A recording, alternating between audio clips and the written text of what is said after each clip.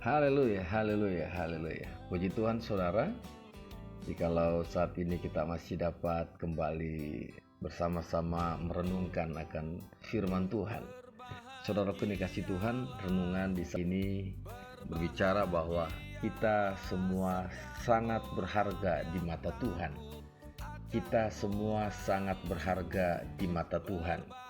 Di dalam Yesaya pasal 43 ayat 4 yang berkata demikian, "Oleh karena engkau berharga di mataku dan mulia, dan aku ini mengasihi engkau, maka aku memberikan manusia sebagai gantimu dan bangsa-bangsa sebagai ganti nyawamu."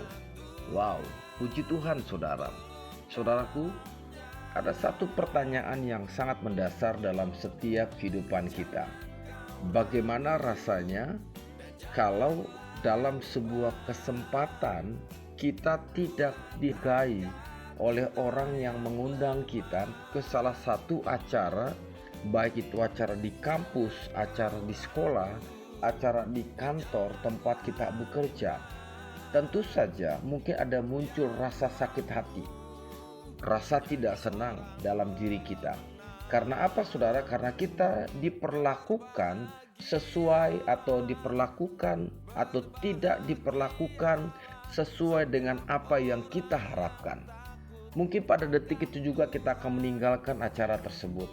Kita akan pergi meninggalkan kegiatan tersebut, atau kita akan beranjak pergi dari acara itu. Namun saudaraku yang dikasih Tuhan, inilah yang dilakukan oleh dunia. Atau inilah cara dunia. Tentu saja cara dunia berbeda dengan menurut firman Tuhan, di mana firman Tuhan yang menjadikan kita sangat berharga di matanya.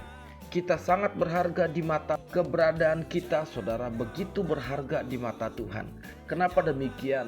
Yes, karena di dalam Roma pasal 3 ke-10 di situ juga dijelaskan bahwa tidak ada yang benar seorang pun tidak. Bahwa apa saudara? Semua manusia sudah berdosa. Semua manusia tidak ada yang sempurna. Tidak ada gading yang tidak retak. Dan tidak ada manusia satupun yang luput dari kesalahan. Saudaraku, sehebat apapun seseorang, pastilah ia pernah melakukan yang namanya kesalahan. Sehebat apapun kita, pasti kita pernah melakukan kesalahan. Yang membedakannya adalah apa? Tidak semua orang mau mengakui kesalahannya. Saudaraku, mengakui kesalahan bukanlah hal yang mudah untuk kita lakukan, dan memerlukan yang namanya keterbukaan. Ada satu statement yang mengatakan keterbukaan adalah awal daripada pemulihan. Dan bukan hanya keterbukaan saja, melainkan adanya kerendahan hati. Kita harus memangkas yang namanya ego ini. Kita harus memangkas yang namanya gengsi ini. Karena gengsi atau takut ditolak atau dianggap rendah, tentu seringkali orang tidak berani untuk mengakui kesalahannya, malah berusaha untuk menutupi setiap kesalahannya. Hanya orang yang berjiwa besar sajalah yang mau, yang mampu dan mau mengakui kesalahannya. Walaupun semuanya itu dibutuhkan yang namanya keberanian. Saudaraku, keberanian kita dalam mengakui kesalahan itu akan menunjukkan kualitas kita sebagai anak-anak Tuhan. Orang yang berjiwa besar, orang yang menunjukkan bagaimana kualitasnya di hadapan Tuhan, tentu saja belajar untuk menghargai orang lain itu dimulai dari diri kita sendiri, bukan dari orang lain. Bagaimana mungkin kita bisa menghargai orang lain kalau menghargai diri sendiri saja kita tidak mampu?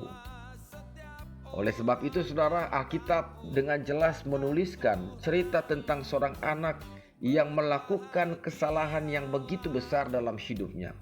Ia meminta harta dari ayahnya. Lalu apa saudara yang dilakukan oleh anak ini? Lalu ia menghambur-hamburkannya. Ia hidup dengan berfoya-foya. Namun pada akhirnya atau sampai akhirnya ia mengalami yang namanya melarat. Ia mengalami kehidupan yang terlunta-lunta. Bahkan apa saudara? Ia ingin mengisi perutnya dengan ampas yang menjadi makanan babi itu. tetapi tidak seorang pun yang memberikannya kepadanya. Saudara dapat melihat dalam Lukas pasal 15 ayat 16. Karena menderita, maka si anak ini segera menyadari kesalahannya. Ia menyadari dan ia merasakan dan ia mengalami yang namanya penyesalan itu. Saudaraku, kesadaran merupakan langkah awal. Kesadaran adalah langkah yang begitu positif untuk kita disembuhkan, untuk kita dipulihkan. Banyak orang yang pulang ke rumah adalah teringat bahwa kasih Bapaknya jauh lebih besar daripada segala kesalahannya. Lukas 15:18. Sejenak apapun yang kita pikirkan, sejenak apapun yang kita rasakan, kita perlu dipulihkan. Saudara, sejelek apapun kita di mata orang lain, seburuk apapun kita di mata orang lain, tapi bagi Tuhan kita sangat berharga. Bagi Tuhan kita sangat berharga. Apalagi saudara, kalau kita ini sungguh-sungguh memiliki kesadaran. Kesadaran apa? Kesadaran jikalau kita telah melakukan kesalahan di dalam menjalani hidup ini. Oleh sebab itu saudara, kasih Tuhan selalu lebih besar dari apapun. Kasih Tuhan jauh lebih besar dari segala kesalahanmu. Namun untuk itu saudara, diperlukan pemulihan, diperlukan kesadaran diri, diperlukan penundukan diri di bawah otoritas Tuhan. Saudaraku, pengharapan hanya ada di dalam Tuhan.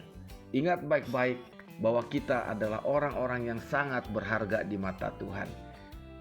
Sebesar apapun kesalahanmu, sebesar apapun masalahmu atau apapun pergumulan hidupmu, engkau sangat berharga di mata Tuhan. Ingat baik-baik saudara, dunia ini begitu besar. Yes, dunia ini begitu indah, benar. Tetapi engkau jauh lebih indah dan engkau jauh lebih berharga, jauh lebih besar dari apapun. Karena Tuhan Yesus mengasihimu. Tuhan Yesus memberkati.